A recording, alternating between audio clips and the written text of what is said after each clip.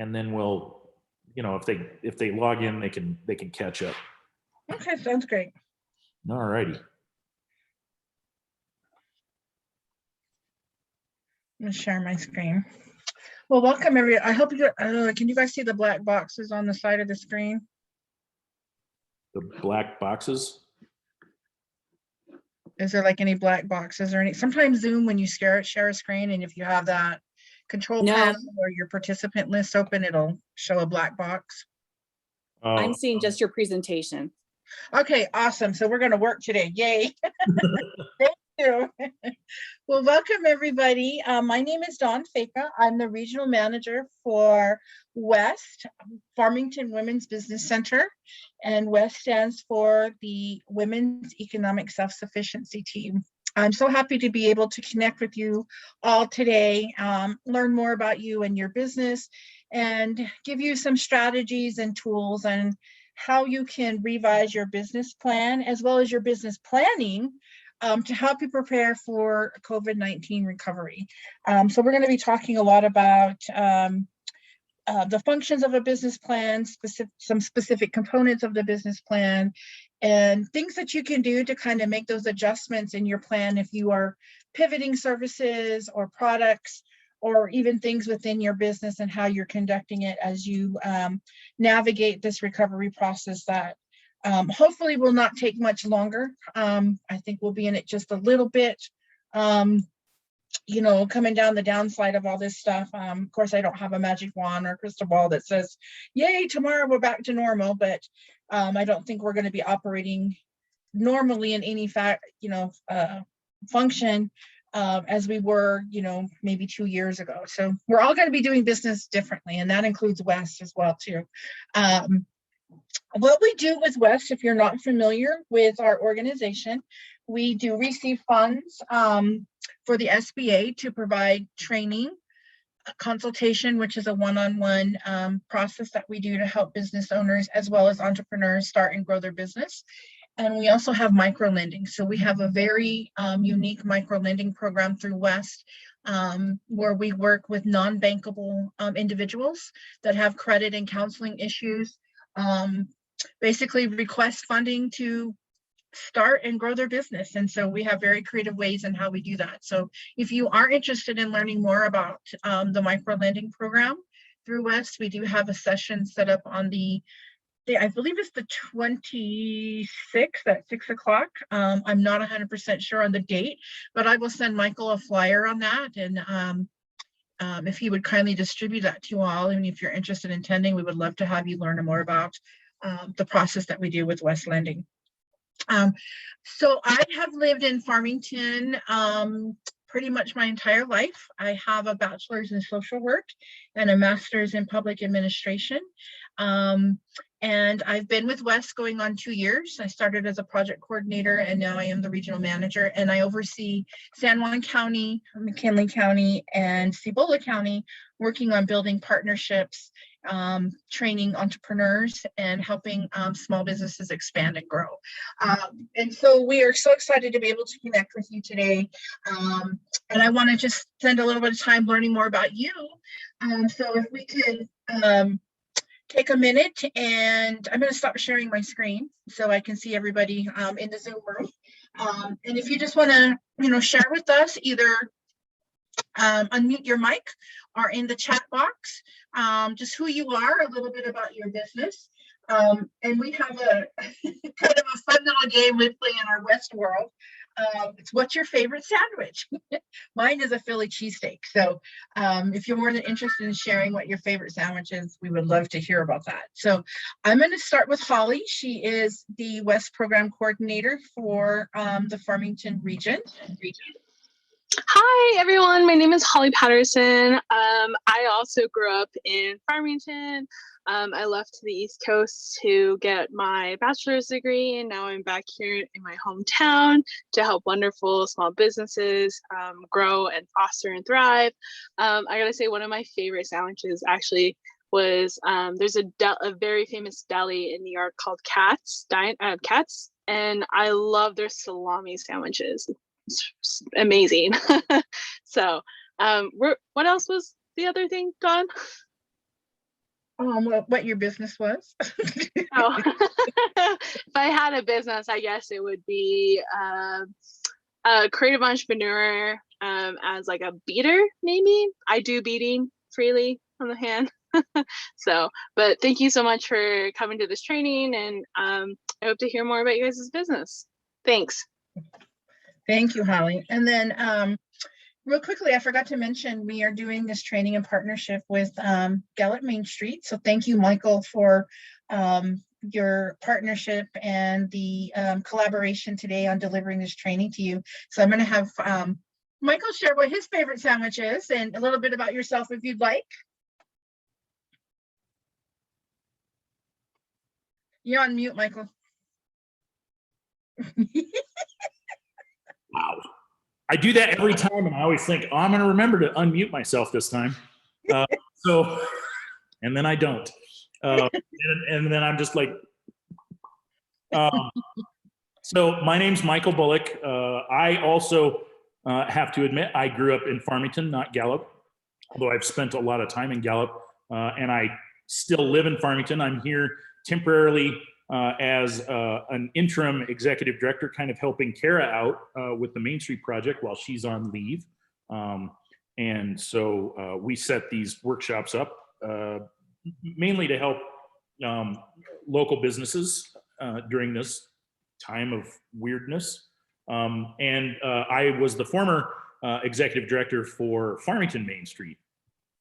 And I've actually owned a couple businesses in my life.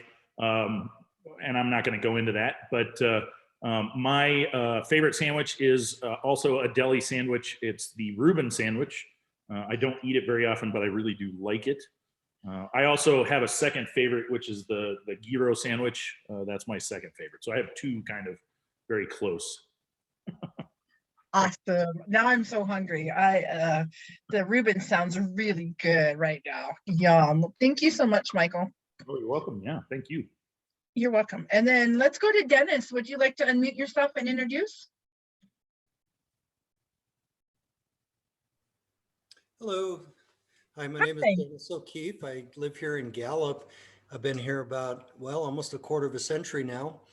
And recently retired from the New Mexico Department of Health. And I'm really just in the exploration phase, looking at doing some computer literacy training, some very basic type of computer literacy training, and to see how feasible that would be as a service. So I haven't gotten to the point of writing a business plan yet myself, and I'm just kind of looking into things. Okay. My favorite sandwich, which I do know, is the patty melt. Ooh. Yeah. Yummy. Well, thank you so much for joining us, Dennis. Hopefully you can pick up some tips and tools about business writing as we go through this. And if not, we're more than happy to help you with that, along that working with Michael as well too. You have a couple of resources that we can do things virtually, or we can meet one-on-one. Holly and I will be in Gallup on the 1st from about 10:30 to 3:30. If anybody does want to do some one-on-one time, we will be there, and we'd be more than happy to meet with you and go through that process. So thank you for joining us. Thank you. You're welcome. Next we have Robin. I think Robin introduced herself in the chat. So Robin's with New Mexico Main Street, and she loves a good club sandwich. Ooh, yum. Yum, yum, yum. Let's see, Scott, would you like to unmute yourself and introduce?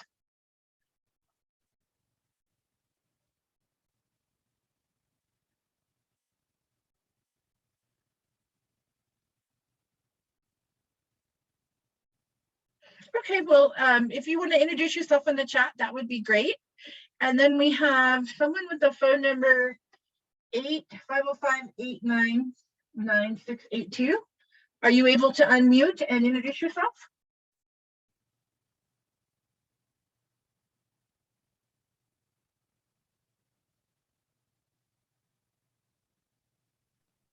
Hello? Yes, hi. This is Scott. I was having trouble trying to unmute. Oh, good. I'm glad you were unable to unmute. Do you want to introduce yourself? Yeah, my name is Gerald Scott House. I go by Scott. I recently retired from the Navajo Nation. I was a program project manager. I built a lot of public facilities on Navajo, and I worked a lot with state and federal agencies. And currently trying to pursue a business in developing, I call them our solar system. Oh, nice. I've been working on developing a Hogan solar package for sheep camps and little usage that people use on the reservation for livestock and things like that. I'm very interested in energy efficient public facilities that I've worked on building, housing, public facilities, just that. So I'm very interested in how do I improve my business plan and reaching a market. Wonderful. Well, thank you so much for joining us. Do you have a favorite sandwich? Yeah, it's tuna apple walnut sandwich. Tuna apple walnut. I don't think I've ever heard that before. And that sounds so yummy. Yeah. Thank you I for don't, know, sharing. I don't know the name of it, but that's I Hey. know those are the main ingredients. If anybody knows the name, put it in the chat so that way we can all try it. Okay. So thank you all for those introductions and sharing your favorite sandwich. I'm really hungry now, honestly, but we'll get through this PowerPoint, and I hope everybody else is hungry with me. Again, thank you for joining us on the COVID, revising your business plan for COVID-19 recovery. And again, if you don't have a business plan, perfectly acceptable, not a problem. It might help you spark some ideas or some tools, some strategies to help you start that process as you go through. So we're going to go ahead. We did introductions. We did an overview of WESST. So welcome again. First thing we wanted to talk a little bit about was in order to basically revise your plan or even create a plan is, yeah, go ahead. Hello, this is Willard. You mentioned my phone number? Yeah. Do you want to introduce yourself? Yes. My name is Willard Sanchez. I am currently a level 3 security officer under Homeland Security. And my sole purpose is to try and get some feedback on how to start a business plan for a security company that I would like to establish. This will be for the Zuni Pueblo, start off from there, and then I'm looking at branching off into local areas off the reservation and into Gallup. And I'm looking at, if I can, getting officers to become level 3, which is GLOC certified officers. So I'm just trying to get some information, gain some information on how to start a business plan on that. Okay. Awesome. And do you have a favorite sandwich, Willard? I would have to say it's a Dagwood sandwich. What is a Dagwood sandwich? It's a sandwich that you can fit any type of meat into 2 pieces of bread. Oh, wow. Okay. I'll have to remember that next time I'm in the sandwich shop. I'm going to ask for that. Awesome. Thank you so much for sharing. Okay, so it sounds like everyone is pretty much in the same place. So what we're going to do is we're going to, even though we're talking about a plan, a training where you already have a plan, so we're going to flip it a little bit and talk about like you didn't have a plan, keeping COVID in mind. I think it'll be very easy to do. If you do have a plan by chance, or you're starting one, you can still take the same information and do that. So we'll go through this and we'll deliver it just a little bit as the fly as we're going. It's not going to be a challenge or an issue to do so. But I will also to send I will send the PowerPoint to you, to Michael in a PDF.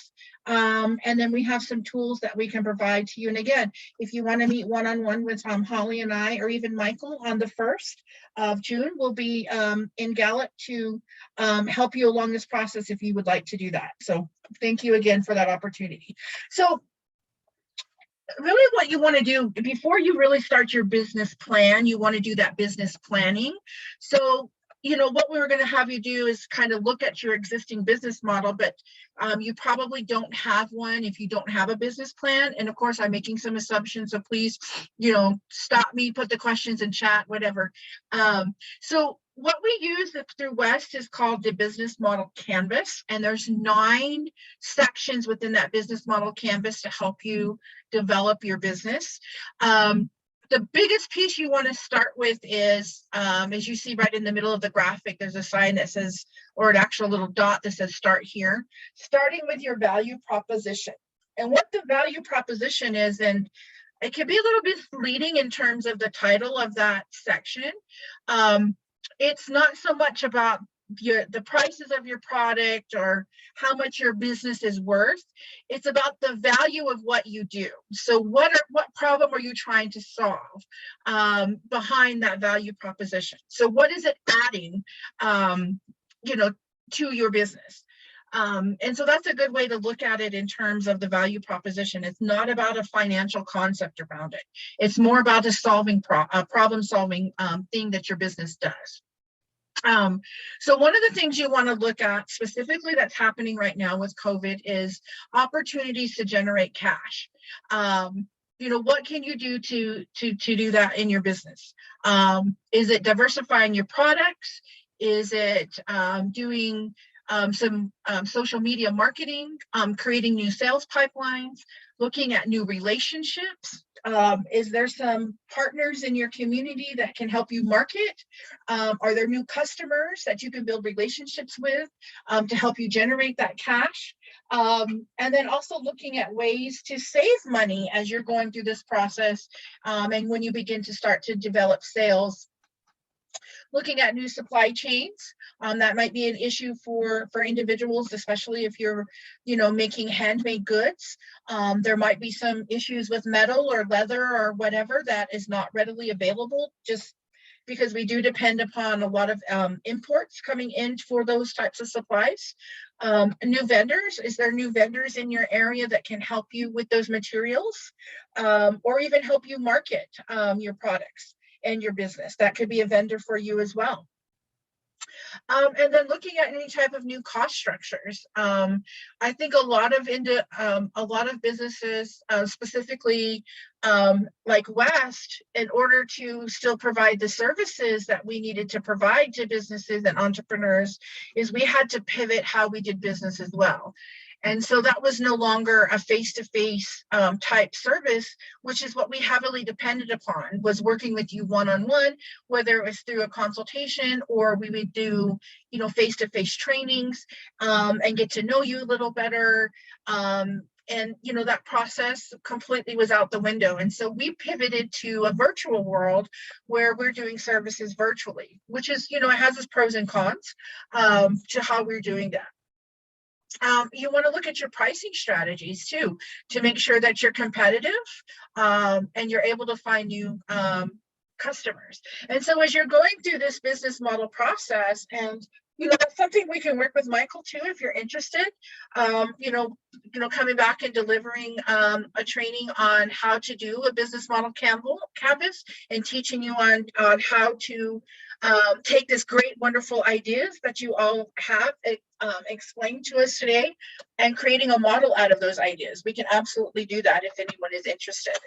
And so this is a really neat way to look at business planning to help you build your business plan. Let's see, what do we have next? So why is it important to have a business plan? Well, you need to know how to operate your business, and you need a guide in order to do that.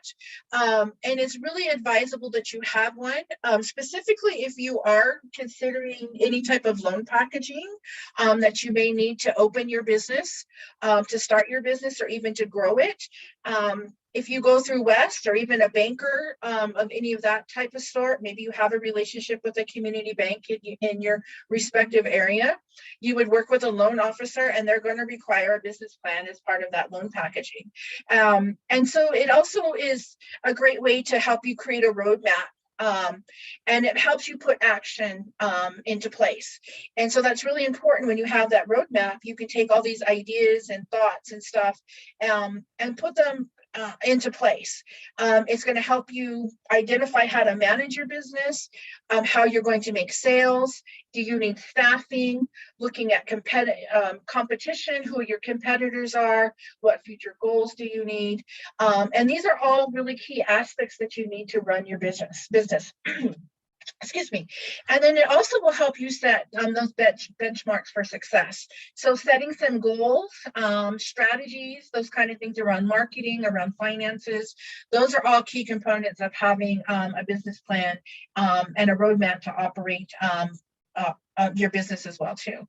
And as I mentioned a little bit, the strategies and goals, it helps you create and identifies those as well as adjust those strategies. So, you know, your business plan is not a set in stone. Once you have it on paper, it doesn't just stay there. It is a fluid document. So when you start making changes to your business, whether it's because of COVID impact or because you're ready to grow and expand, you want to make those changes as you go through that business plan process. Michael, I think, is a great mentor for that because he's had businesses, as he's mentioned. He's been a business owner, and hopefully he's created some plans along the way, and he may have some excellent insight on what that journey looks like. It is not an easy task to create a business plan. It does take some work, but it's good work. And it's necessary work in order for your business to be sustainable. WESST has noticed for those businesses that have this, for those entrepreneurs that have this wonderful idea and this big dream of owning a store or creating a business for whatever reason, and you just run off of that dream and that passion and you open a store, or get your business up and running and you don't really have a plan how to do it. We've noticed as those businesses tend to really have their business shut down after about a year or so, maybe even sooner. So again, it's just a really great sustainability tool and it allows you for growth and expansion. And so there's just some elements, basic elements that we were going to talk about today. You're going to have a company overview or a business description in your plan. You're going to have some form of a market analysis. You're going to explain what your products and services are that you're offering through your business.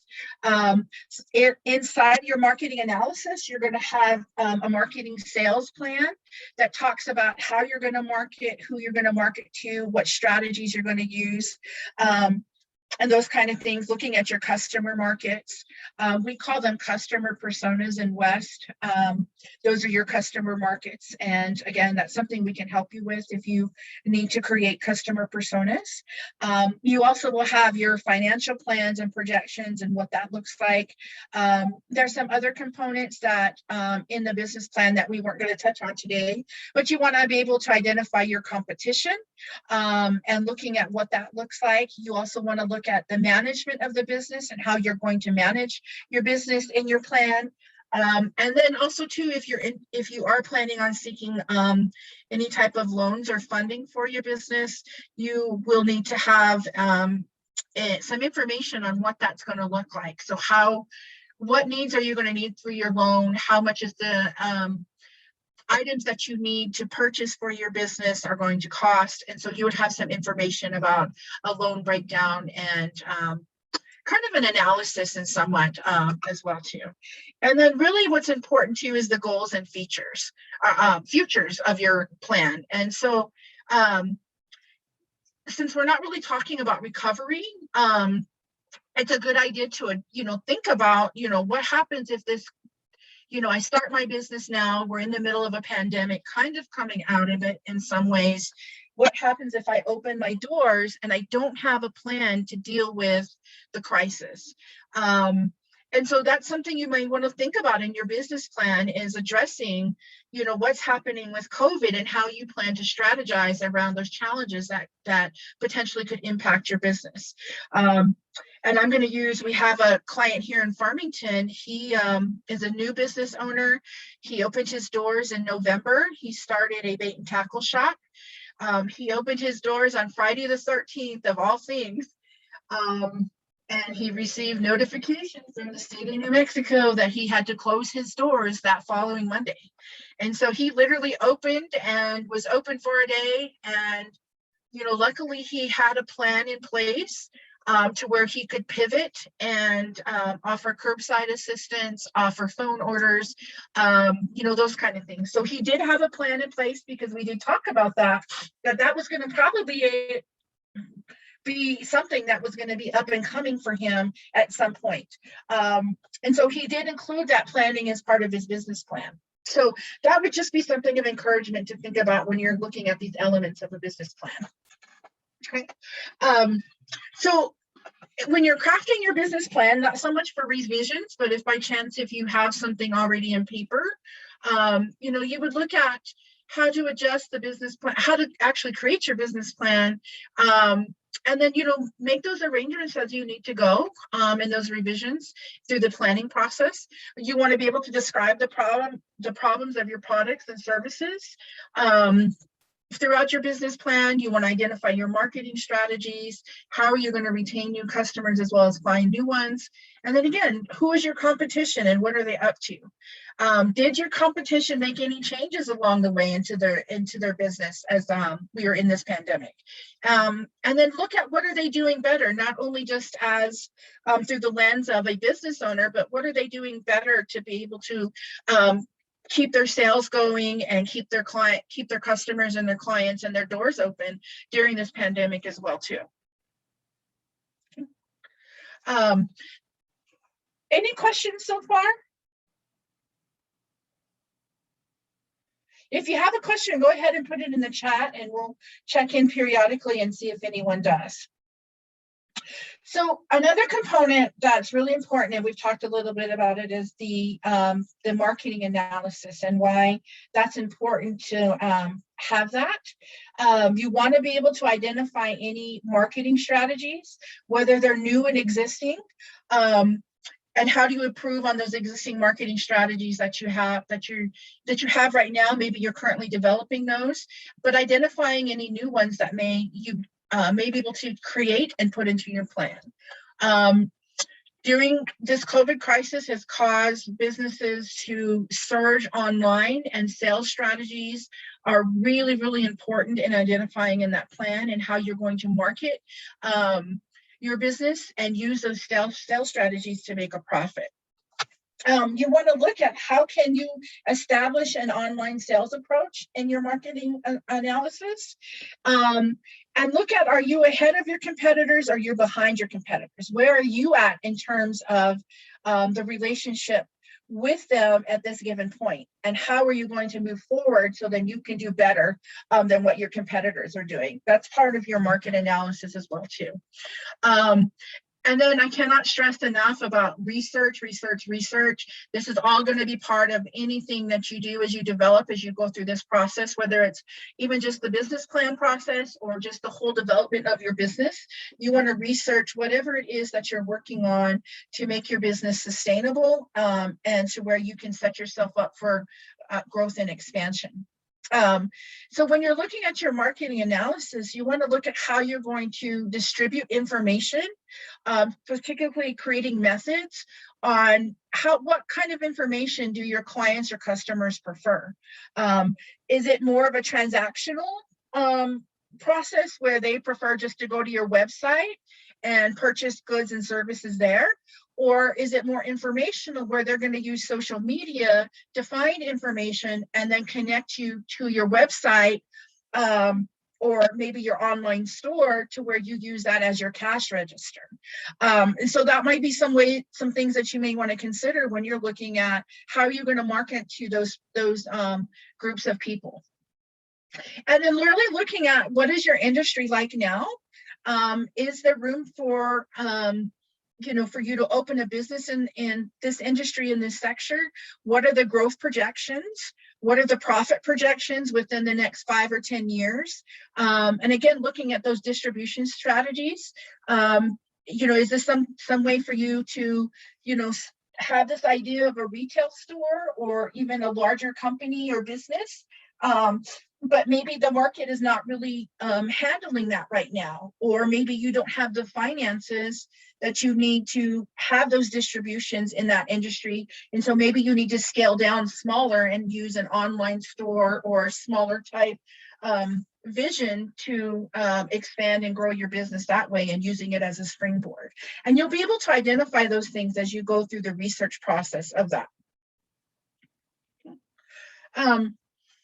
Looking at online sales, this really is a unique opportunity. As I mentioned, I don't have a percentage, but we know a large number of businesses, small, medium, and large for that most process, did pivot to online sales. And that e-commerce type platform has allowed businesses to fast track. And so if you're looking at selling any type of services, business, conducting business, whether it's making something or doing something, you may want to look at the online market to do that. And as you can see the graph there, you can see just the retail, and this is just a retail graphic. It's not even just business overall that is operating online. You can see how far and wide the sales and profit has increased, and that's in the billions of dollars. And in 2021, retail e-commerce is expected to make $4.48 billion in online sales. And so and you can see the trends are going up from year to year. And that was even happening even before COVID hit. And you can see, it's, a 3% jump within 2 years, which may not seem like a lot, but it really is when you're looking at a highly competitive market. And so it could be a little bit saturated, but again, there's a lot of opportunities because there's so many sales platforms that are popping up to provide those pipelines to sell. So you want to just develop some strategies around those online sales and address those in to your business plan, and then looking at your networks and partnerships to do that as well too. But also you want to make sure you're analyzing the information that you're collecting as you're doing this research too. And if you already have some type of plan that you're promoting, or business as well too, you want to look at your branding, as well as, your ability to maintain the inventory that you may need, and really use those strategies to help you promote both of those things. It's really important that you think about increasing your social media presence and creating some goals with your social media and addressing those goals in your business plan. A majority of people use social media for informational purposes. So they're looking for information. They're trying to find things. And so you really want to go big on social media and make it relevant. Share it. You want to be able to make sure that you can share your content to reach more customers. And that also too delivers value to your customer base. So what we mean by that is if you have a Facebook page, for example, and let's say you're selling jewelry, you have a jewelry business, and you're trying to promote your products on Facebook and reach more people to find your business. You wouldn't want to post, political, personal, and religious beliefs about you personally on your business page. You want to make sure that your business content is being driven to your customer base, and you don't want to deviate from that, because then the last thing you want to do is offend somebody or really make somebody angry, and vice versa. You don't want that have that happen to you as well as the business owner from the customer side. And so it's just a really good idea that you make sure your content, when you are doing your social media strategies, are relevant, they're connected to your business, and that content is going to allow your customer base and your follower base to not up and leave you. That's not one of the strategies you want to have. You want to make sure that they're going to share your information and bring more people along with them as you're going through that social media journey. We do a lot of social media marketing strategies and different types of topics throughout WESST. So if you are interested in learning about more of that information, please check out our website, and I'll make sure that Michael has that website to connect with you all if you are interested in signing up for more training. There's just some other things too when you're talking about your social media presence and your business plan. Looking at other opportunities to engage your customers as your audience. You can do that through video. I think me as a consumer, I really love to see how things are made. And so a lot of, if you've noticed on social media, if you use it, a lot of individuals, business owners, specifically entrepreneurs, are taking their products and creating videos on how they're doing it, whether it's food, teaching somebody how to create an omelet or make an omelet, or showing someone how to put foundation down for concrete. So there's a lot of information that's out there and showing people how it's done, so then they can get back to the business to buy those products. And then blogging is another way too.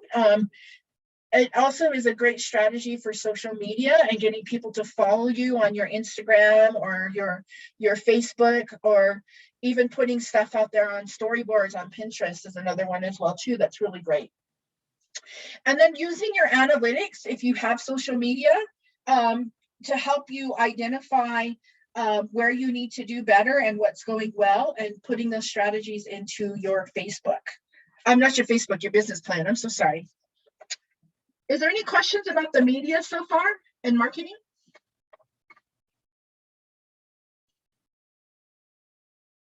Okay, we'll move to the next slide. This was just some statistics I wanted to share with you about just social media in general and what that looks like. So you have just this comes from Oberlo, and you can see just these little text boxes of information and how much social media usage is driven not only to businesses by customers, but the amount of time and resources that go into people trying to find information to buy products. And so here you have an average of 2.5 hours a day is spent on social media, either looking for information or messaging about information. And that's per day, per person. And it doesn't even go through the platforms. That's just an average on what people are doing when they're using their social media, Instagram, Snapchat, whatever that may be. And then you can see at 73% of marketers believe social media marketing is either somewhat effective or very effective. And I'm not going to go through every single one, but I'll just highlight some things that I think are really interesting. The social media users via mobile devices, 91% of all social media users access their social media channels through a mobile device. So we're using our phones a lot more for than just texting and calling. We're using it more to, do the messaging and the informational searching than we probably should be doing. I mean, that's 91% of all phone users are using some type of social media channels for whatever reason. And then 68% of Facebook is used for marketing. And so a lot of business owners and entrepreneurs are using Facebook to market their products and promote their business. And so that's a really neat statistic there. I didn't think it was that high, given the amount of people in the world. I know people use Facebook for a lot of entertainment purposes, but I was kind of surprised to see that it's actually used more so for business than really personal. And I think that trend is growing a little bit more. Let's see. Just real quickly, I just wanted to talk a little bit more just about some other opportunities that you can create strategies around when you're doing your business planning, but also to incorporate into your business as well too. So there's a lot of free market opportunities that you could take advantage of. And so using your social media platforms such as Facebook, Pinterest, Instagram, Snapchat, and TikTok is actually one of those market platforms that's actually growing.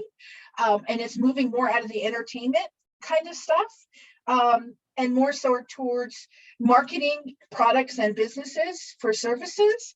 And people are doing it in an entertaining way, but you're still able to find out about what a business is doing, how they're promoting their products, what they're selling, and they're doing it in really short little version type segments to where you just get a quick link and a quick view, and it helps you capture your interest, and then it gets the potential customer directed to their website where they're going to buy the products. And so that's kind of a new thing that's on the trend line for businesses and entrepreneurs to market and to a whole new demographic as well too. You also have the Google My Business, which is a free platform. And what Google My Business does is it allows businesses to basically create a page to where you can list your business, your hours, you can list what type of services that you do, and it's all related to how you use your search engine optimizations, which is called an SEO. Basically, when people are searching through Google, how you rank in terms of that search when you pull up that searching page, and it's an algorithm-based type format that they use. And search engine optimizations, the SEOs, that's a whole other training on how you use it and how it functions. But just note that Google My Business is connected to that, and it is a free thing for you to sign up to do. You have a Buffer for social media scheduling. That is a platform for that as well too, to help you put a schedule together. There's HubSpot that helps you do kind of leads for your business. There's Medium for blogging, and that is a platform to help you create a blog and deliver that. And then MailChimp is another free platform that you can do email marketing out of. So if you wanted to develop an email address database to where you send out monthly coupons or quick things about new products that are coming out, you have that access to do that as well too. And there's some really great things to add with your strategies when you're using these marketplaces, because again, it adds more value to the message that you're trying to get out, and it also helps you promote your brand. So when you're doing some of those strategies around your brand marketing, this is a great way to use those free platforms to start building your brand and start building some awareness around your business.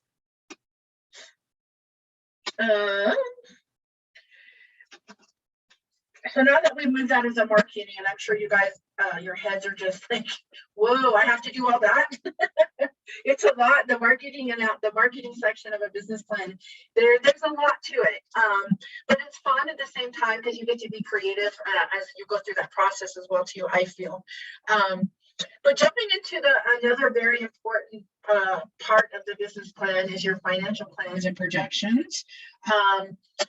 Right now, a lot of businesses, I think, are starting to slowly bring employees back. Things are opening back up. But there are still some of those businesses that, pivoted during COVID to save money. You did rent, utilities, whatever, and was allowing their employees to work from home. That's one thing WESST did, is we immediately went remotely when shutdown happened last year, and we've really been working from our homes as much as possible. Going into the office occasionally for whatever. But for a lot of businesses, it was a way to save money, and doing those projections around working remotely from home, because those overhead expenses are gone. And that's really a big chunk of a business, especially if you have a storefront or an actual business brick and mortar space. There's a lot of overhead costs that goes into rent, insurance, utilities, janitorial services, whatever that may be. And so that could help save some money as well too. So when you're looking at preparing your financial plans for your business plan, those are things you want to take into consideration too, is looking at, can you do business smarter and not harder?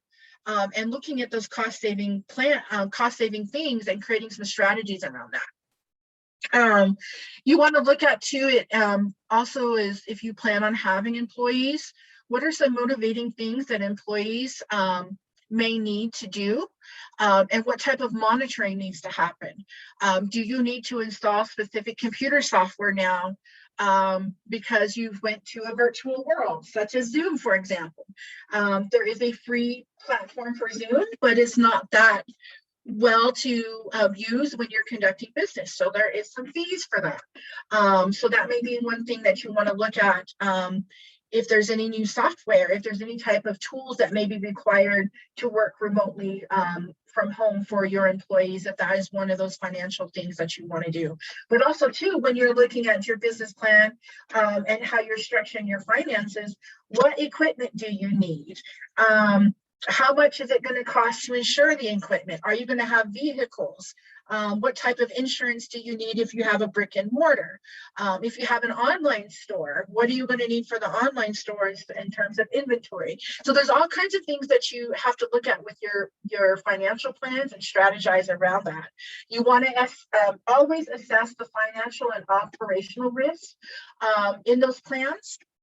Again, looking at specifically insurance as one of those operational risks that can be very costly depending upon the structure of your business and if you have employees and the type of services that you're doing.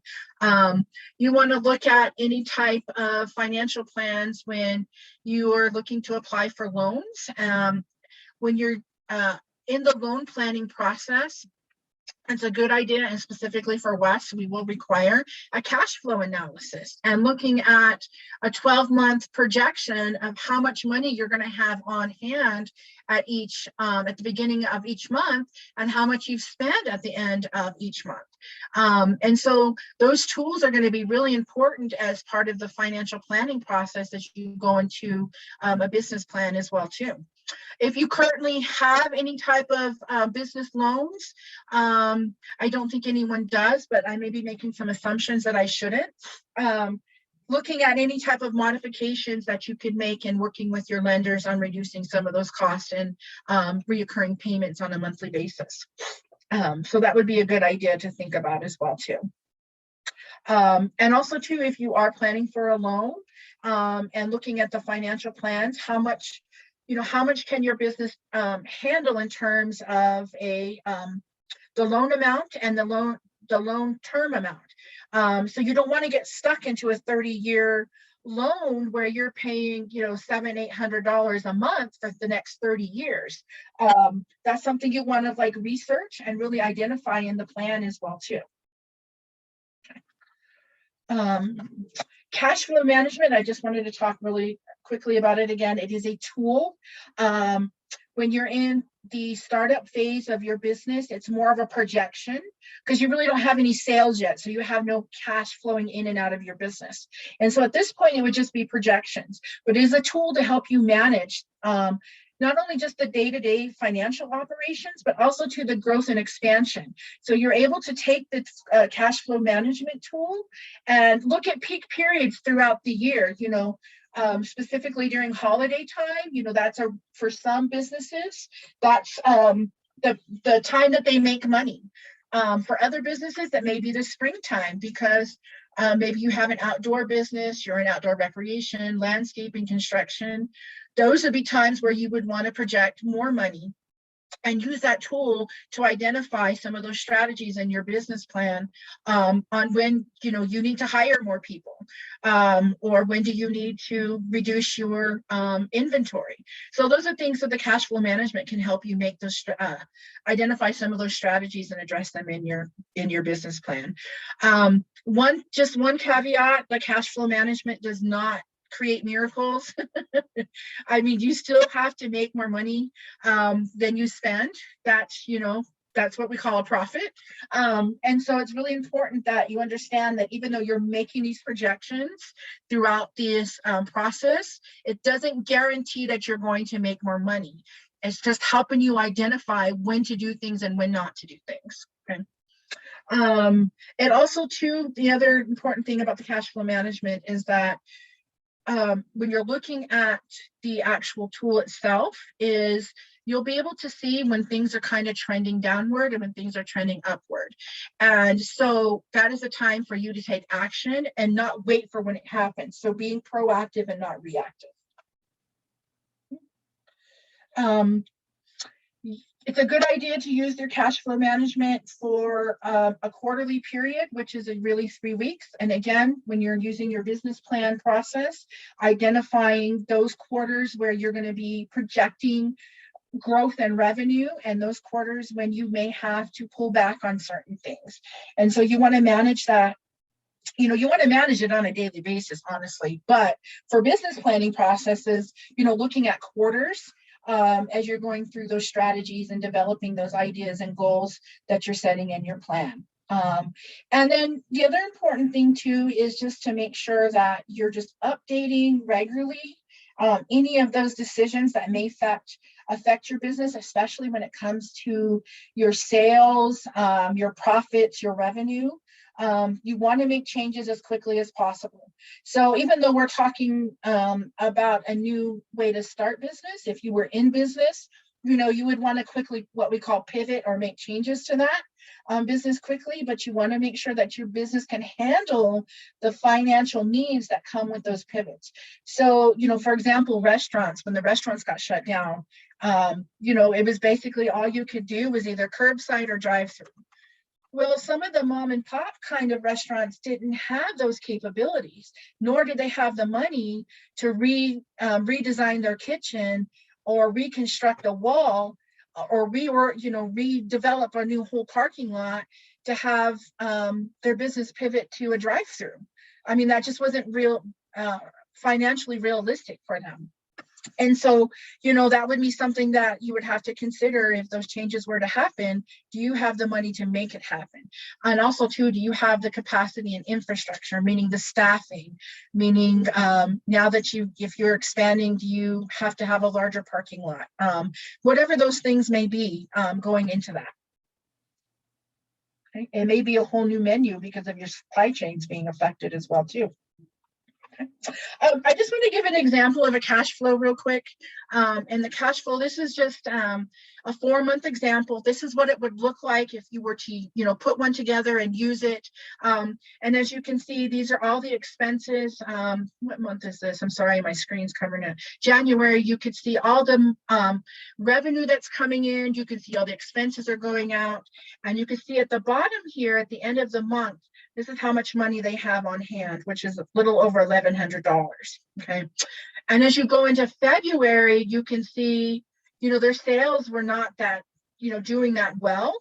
And, you know, they did have some other expenses that came up, which puts them into a negative cash flow now. So what would have to happen is going in to March is one of the options and strategies would be most likely to increase revenue. So maybe that's finding a new market platform, a new sales pipeline. Maybe it is introducing a new product. And then that would have to, you know, work towards increasing those profit margins. And maybe it's reducing on some of those shipping costs. You know, if you're introducing a new product, maybe you've pivoted to online, that's going to be expense that may go up. Maybe it's, you know, no longer having this employee or you taking an owner's draw, and that's going back into the business to help that cash flow go more into the positive direction. So that was just kind of a quick analysis on how you could make some of those adjustments beforehand. Now, you can't really predict your sales per se, because you really don't know what you're going to do. But you always want to put in the mindset of you need more money to operate your business. So again, it takes money to make money, and you need money to stay open. And so the sales right here, the revenue strategies, your sales strategies, you always want to keep, planning to do more and projecting to do more and setting yourself sales goals, whether it's increasing, your sales by $50 each month or whatever that may be, and identifying those in your plan as well too. So this is a very useful and effective tool, not only for operating your business, but for setting up your business plan and your business model as well too. And so there's so many functions that go into this cash flow analysis. Any questions about the cash flow, the finances? Hopefully it's connecting and clicking some ideas for you. The last thing I just want to talk about real quick, I think it's the last thing real quickly, is about supply and operations. And during COVID, and we're still seeing, things happen of this nature somewhat. We had a lot of disruptions in our supply chain. Markets were shut down. Nothing can come in and out of the country for several months. It all started with the toilet paper, and then, the hand sanitizer and the bleach and the cleaning supplies. And then it went to, I don't know, for whatever reason, I could never find ramen noodles when I go to the grocery store. Ramen noodles, beans, hamburger, all that stuff, things started to be limited on how much we could buy when it was available. And then it kind of went to money, currency. There was a coin shortage. And so you can kind of see how things kind of trickled to that point to where, a coin shortage, because everybody was using debit cards to pay for stuff because we're shopping online, right? We're not really going into the stores. And if we're going into the stores, it was pretty much being requested from the grocery stores, the gas stations, whatever that may be, that we use contactless payment. And so we don't really have cash flowing in. I mean, it's stabilized now somewhat. But there are supply operations and demand shortages that are going to happen. So you kind of want to plan for that. And if you have had those disruptions, think about, maybe buying wholesale. Don't become dependent upon imports. Shopping local is a great way to go, but it's a little bit more expensive. You can't always get things cheaper that way, but I think the quality of product that you get is better than buying from a foreign country. That's just my personal opinion. I don't have fact or proof about that, but when you do buy local, you do support another business who may be buying from another business as well too. So that whole chain of events happens. That's one way to address some issues if you are looking at a critical risk in your business on supply chain issues. Also too, you can look at regional suppliers and helping mitigate some of those import things that are coming in overseas. And also too, looking at the reducing of delivery times. And so regionally, you're going to get things a lot quicker. Locally, you'll have them same day, hopefully. And so you don't have any disruptions in the post office or UPS or whatever. That was another supply chain issue for a while. I think it still is. I know I have packages that I've ordered that are somewhere lost and they've been delayed for whatever reason. I don't know if this facility's been shut down because of COVID, or it's been shut down because of lack of equipment, or it's just lost. I don't know. But anyway, that's another example of how your materials can be interrupted. That affects your sales. It's a whole domino effect when it comes to the supply chain. So you want to create some strategies around that if you think that's going to be an issue for you, depending upon the type of business you have. And you want to address that in the critical risk section of your business, even the operations too. The health and safety issue, when we do have restrictions that we have to follow within the business, that could eliminate how many people you have as customers at a time in a store, or if you could even go into a home. So those are things that you want to think about as well when you're going through that process.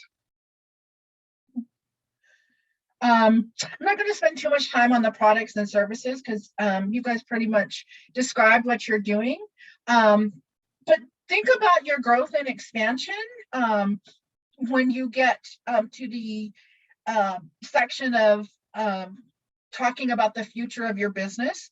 And look at, is there a possibility to introduce new products and new service? Maybe you want to open up a second business in a different location, you know, doing the same type of thing. You want to look at the demand for the market. Can it hold that new product and that new service? Is there too much competition already for you to do that? Another way to look at things is your sales pipelines with products and services, and thinking about government contracting or even offering wholesale type services that you can tap into creating more money for your business. And so that's a great way to think about generating new revenue, is through those two types of new sales pipelines. And I just want to leave with some final thoughts, and then we'll open it up for questions. As we're whatever stage of business you're in, we're all having to be resilient no matter what's happening. And there's taking some preparation, because this new normal is never going to be normal, and we have to prepare. I think we're always going to have some form of process where we're sanitizing, maybe even mask wearing. I'm not even sure what that's going to look like. Having a plan in place in case, for whatever reason, God forbid, a new virus pops up and we have to go through this whole process again. But having those plans in place and being proactive instead of reactive, and working through those as we go and building that resilience. Listen to your customers, listen to your family, listen to your neighbors, listen to your business advisors, listen to your chamber, your elected officials, engage whatever it is, the listening that you're doing, get their feedback. That's really important. And then start building strong relationships and maintaining those relationships. Because word of mouth, specifically in the areas that we're in Gallup and Farmington, business is done by relationship. It's about who you know and who you're going to support, not so much about what you know. And a lot of that comes from word of mouth. And I know for me, like, for example, when somebody's asking me about, where's a really great place to get my hair cut? I'm going to tell them, I have the best hairdresser in the world. You can go see her, and that's how our businesses get businesses, is by sharing that information and through word of mouth. You want to prioritize safety, not only for you, your family, but for your employees, if you do have that, your clients, your customers as well too. Once you have developed your strategies, and again, if that's something you need help with, Michael and I, we can partner together, or you can work individually. We're here to help you, and to know that you have people that are more than willing to be part of your team. And Holly and I are very passionate. It's not just about doing business with you. It's about helping you be successful. That's what because your success is our success, and we really live by that. And so, just having that assistance and know that somebody's here to help you through that, because it can get a little bit overwhelming and a lot when you're going through this process as an entrepreneur and a new business owner. We can help you put those plans in place, get those strategies developed, and get you a really good roadmap created so you can open your business and be successful in it. And just know that things are going to change. No matter, COVID or not, your business is going to change at some point, whether it's 6 months down the road or 6 years down the road or whatever. At some point, you're going to change how you do business. You're going to change your products. You're going to change your service. Heck, you may even change your name. That may happen too, for whatever reason. So a business plan is meant to be a roadmap, but it's meant to be a fluid roadmap. So just know that if you do make changes to anything that you do, you definitely want to change it in your business plan process. And again, don't think of I would like to encourage you to think of change as growth, and not so much as a negative impact, because you do have to change in order to grow at some point. And just continuously review and renew your business plan as you're going through that process. Don't spend all this time, 2, 3, 4 months or however long it's going to take you. And you have this wonderful plan on paper and you just shove it into a drawer and it just sits there for the remainder of your business life, as long as your business is open. That plan is meant for you to use. That plan is meant for you to use as a tool. And so, review it once a month, review it once a week, every 6 months, whatever goals that you set yourself for, to do, and make those changes as you need as you're going through that plan. And then, again, putting some internal guidelines in place on the lessons that you've learned. And this is more about just you as an entrepreneur and a business owner going through this journey. There is nothing wrong with making a mistake or failing at some aspect. That's how we learn to do things better. But make sure you have some contingency plans in place and taking those lessons so you can actually go back through building that resiliency and be able to respond to anything that may happen. It may be, there's a horrific flood that comes through, or it could be, a financial crisis. Our economy could completely collapse. Who knows what's going to happen? So just be thinking about some of those things to address in those critical risk sections of your plan on how to have a response plan in place. Any questions?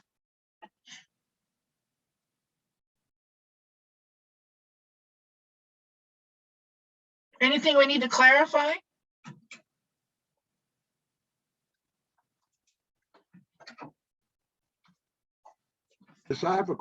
Yes, this is Scott. I have a question. Yes, sir. I think you're going to make a presentation in the future about who are your customers. Uh-huh. And as you do your business plan, as you're strategizing, and I think the problem I'm running into is identifying my customers. Yeah, and yep.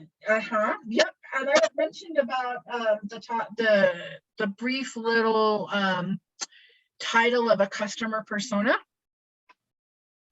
That customer persona process, if you're interested in working on that, we can help you with that. And that customer persona will help you identify and develop target markets based upon those personas to market to. And I tend to get stuck on dealing with the customers that don't have the resources to pay for what I'm trying to sell. Right. Like a solar system. Yeah. And most of the people that maybe I'm targeting the wrong audience, the ones that don't have the resources to pay for a system. Right. And that's the difficult part, because that's the ones that I see as need-based. Yeah. Because they live in a remote area with no electricity. Yep. And I'm trying to give them that, but they usually don't have resources available to buy a system. I don't have a loan package to offer them, but I'm trying to think of another way to strategize. And I was thinking about them maybe able to do it themselves on what they can afford. That could be an option, or you could look at new sales pipelines and look at, again, I had mentioned government contracting. Right. And working with either Navajo Nation or the U.S. government to put a contract together. So then they buy those services for the customers that have identified that are not in your target market. They have a need, but they can't, there's no way they can pay for it, like you said.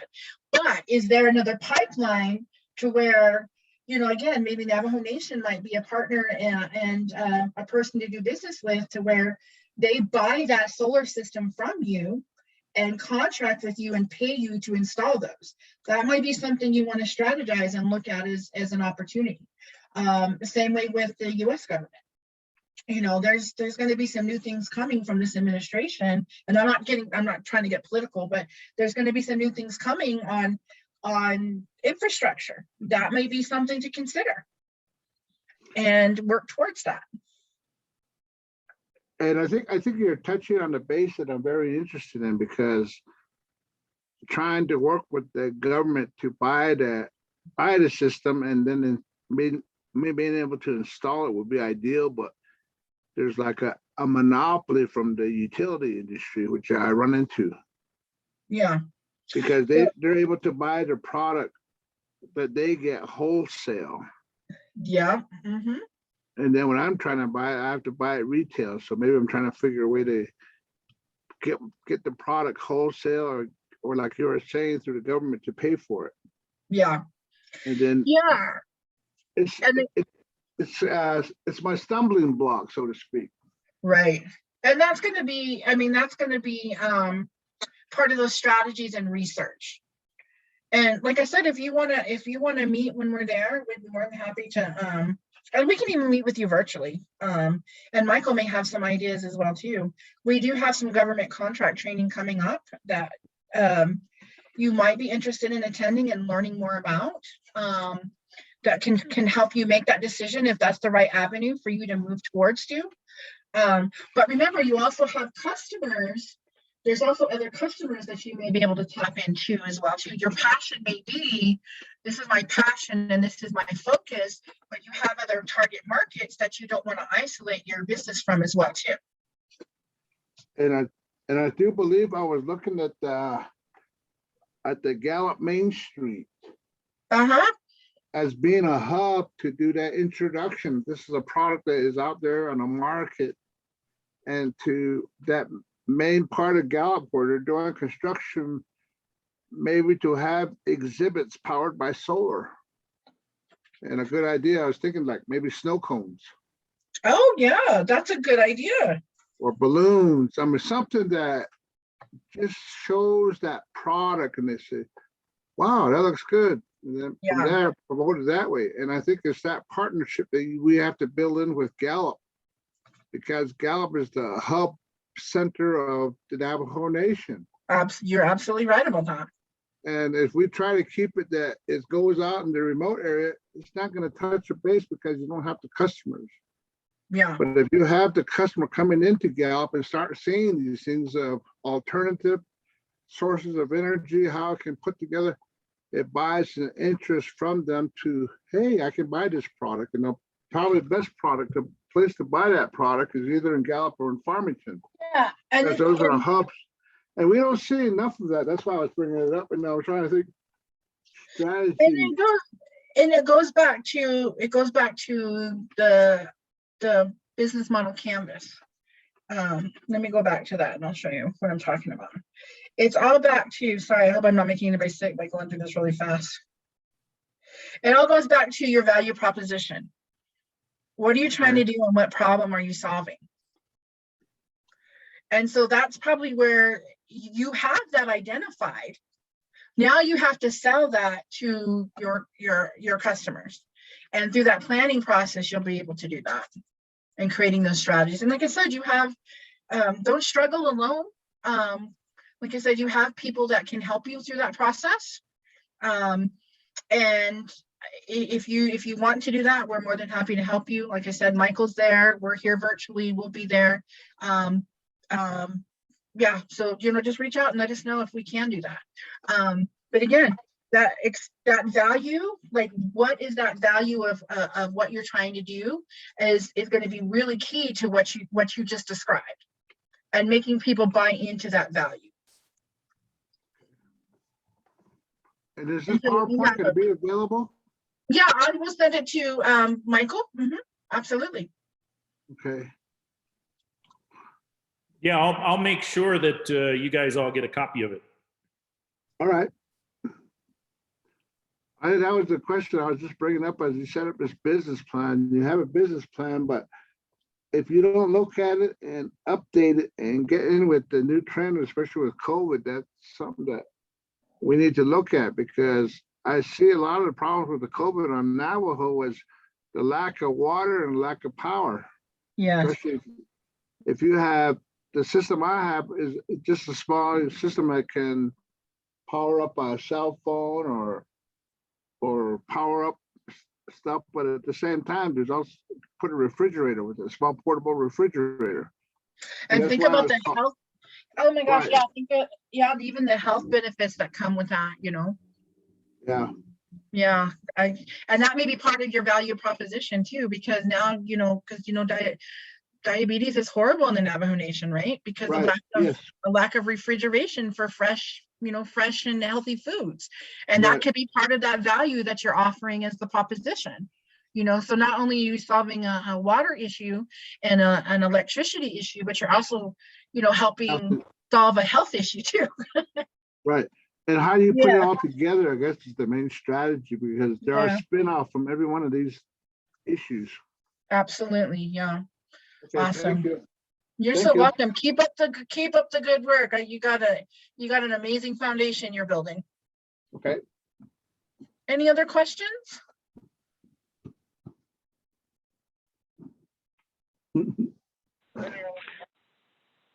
Okay. Hi, this is Willard. Hi. Hi, I have to get going here. You briefly talked about government contracting. Yes, sir. Could you send me a link on that, or send that out, and if there's going to be a presentation on that in the future? Yeah, I have. I'd like to know that. Yeah, we're offering one specifically for Indigenous women next week, but anybody's welcome to attend. And so we have one on the 15th, or no, sorry, the 18th, that will do just basically talk to you what government contracting is. And then on the 20th, the 19th, we'll talk to you about how connecting to the government. Not so much the tribe, but it is going to be about the government. But you know, the tribal process is a little bit different. But and then on the 20th, it's about the 8A certification. And that is an added benefit specifically for Indigenous entrepreneurs and business owners, because it actually, and if you're a veteran too as well, it actually helps you get extra points when it comes to that contract bidding. So I will resend those to Michael. If you're interested, I said you don't have to be a woman. Anybody is welcome to attend. We just wanted to offer that platform specifically for Indigenous women to attend. Awesome, that sounds good. You're so welcome. Thank you very much. You're welcome. A lot that you presented here was helpful. So thank you so much. thank I you for that. appreciate that. I do have one request, and I understand that we have as WESST, because we do receive funds from the government, we have to report our services and who we provide services to. So I have an intake form that I sent out, and I'll resend that again. And if you guys could kindly help me fill that out and return it so we can put that into our system. It's completely confidential. We don't share the information. We don't sell it to anybody. We just report the demographic information. So, you know, the age of the people attending, the ethnicity, the income. I hate forms just as much as anybody, but if you could greatly appreciate, I would greatly appreciate if you could help us do that, as well as an evaluation too. So sorry for all the paperwork, but it's a process. And then I will also send the PowerPoint here in a PDF format. And I'm thinking, I have a business outline template. If that would be helpful for you all, I could send that too. Yes. Okay, so I will send those documents to you, Michael, today. And hopefully you'll be with us next week when we do our next session as well too. Okay. Good. And that will be about customer personas.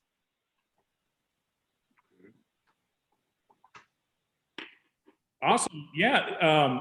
So I'd like to thank Don and WESST for this great presentation. It was so packed with information.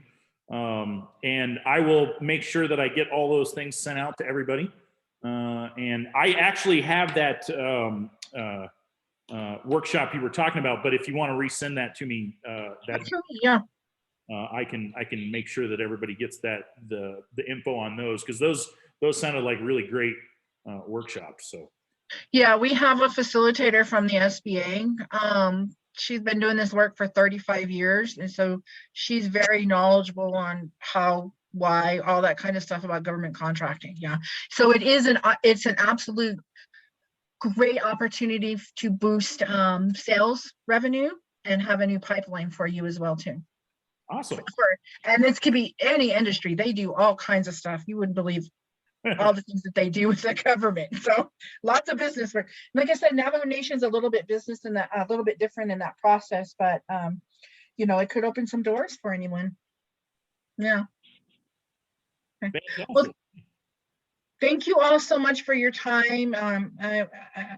I appreciate getting to know you better and learning more about your business and your business needs. And just know that we're both WESST and Gallup Main Street are here to help you along this journey. So I look forward to seeing you guys more and doing some more great work with you and seeing the success of your business start and grow. So thank you for that time and the opportunity. All righty. Well, with that, I'll say goodbye and we'll end the presentation. And I look forward. Hopefully, everybody's registered for the next couple of workshops as well. And if you're able to come visit us on June 1st, Friday, June 1st, in person, we'll be at 231A West Cole at the Downtown Gallup Business Resource Center. And so you can come visit with Don and Holly in person. So with that, I will let everybody go and say, have a great rest of your Friday and a fantastic weekend. Thank you, Michael. Thank you, everyone. You're welcome. Thank you. You all do the same. Thank you. Bye-bye. Bye. Bye-bye. Thank you.